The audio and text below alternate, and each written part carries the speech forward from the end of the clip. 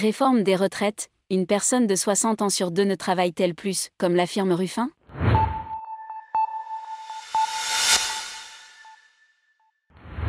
Prudence. De nombreuses enquêtes affirment une tendance plus ou moins similaire, mais aucune ne présente cette conclusion.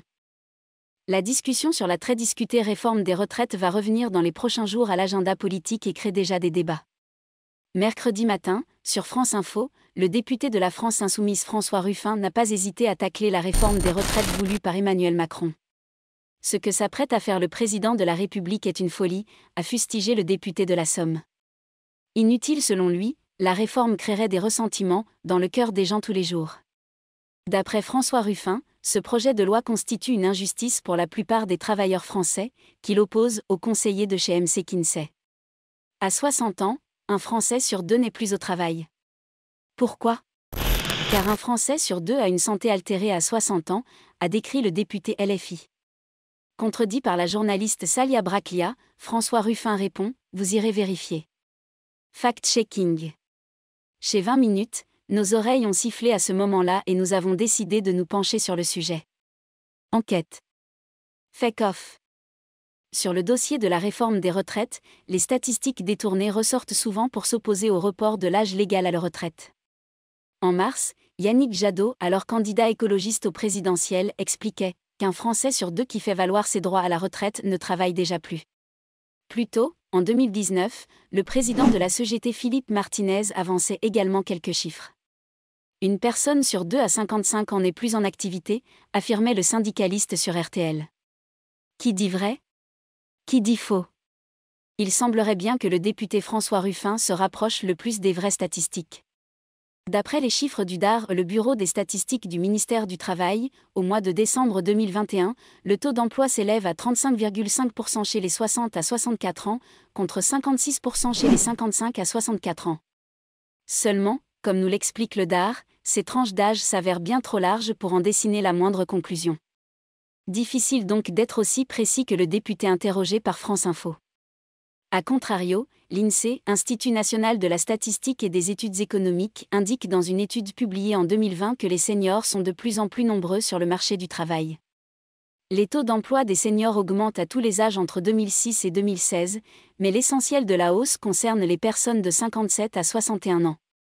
À 60 ans par exemple, il atteint 38%, soit le double de ce qu'il était en 2006, souligne l'étude. Si on suit la logique de l'INSEE, les travailleurs seraient un peu plus nombreux que ce qu'affirme François Ruffin. Un écart de 12 points environ. Des obstacles à prendre en compte. Mais l'allégation du politique ne dit pas seulement ça. François Ruffin parle également de la santé altérée, des travailleurs qui les poussent, pour moitié, à arrêter de travailler. C'est un des points du dernier rapport du Conseil d'orientation des retraites, COR, publié en juin 2021. D'éventuelles difficultés de santé aux âges élevés sont un obstacle au maintien dans l'emploi et doivent être prises en compte dans la réflexion sur l'âge de la retraite, souligne le rapport.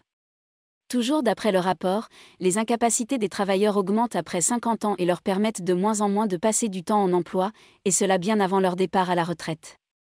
Ce sont en fait les résultats d'une enquête de la Direction de la Recherche, des Études, de l'Évaluation et des Statistiques (DRIS), publiée en février 2020.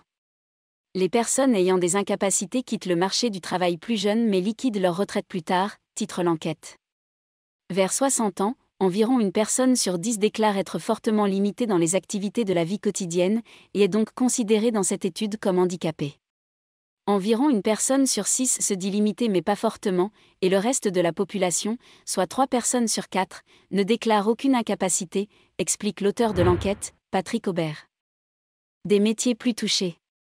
D'après lui, les personnes handicapées passent moins de temps en emploi, en moyenne 8,5 années sans emploi ni retraite après 50 ans, contre 1,8 ans pour les personnes sans incapacité. Cet écart s'est accru depuis 2013, sous l'effet de la réforme des retraites de 2010. L'étude explique également que l'incapacité se développe avec l'âge, une affirmation dont on aurait pu se douter. Ce qui importe ici, ce sont les chiffres. 77% des retraités sont sans incapacité au cours de leur première année de retraite, 15% sont limités mais pas fortement et 8% sont fortement limités. Une tendance qui invaliderait les propos de François Ruffin, selon qui la moitié des travailleurs arrivent en invalidité à la retraite. L'enquête montre également que certaines catégories socio-professionnelles sont plus à même d'être concernées par ces incapacités dès la première année de retraite. Ce sont par exemple le cas des ouvriers ou des employés, à l'inverse des cadres et professions intellectuelles supérieures, dont le taux est plus faible. Dans d'autres termes, c'est ce qu'explique François Ruffin lorsqu'ils opposent les travailleurs ou conseillers de chez MC Kinsey, qui seront selon lui moins fragilisés.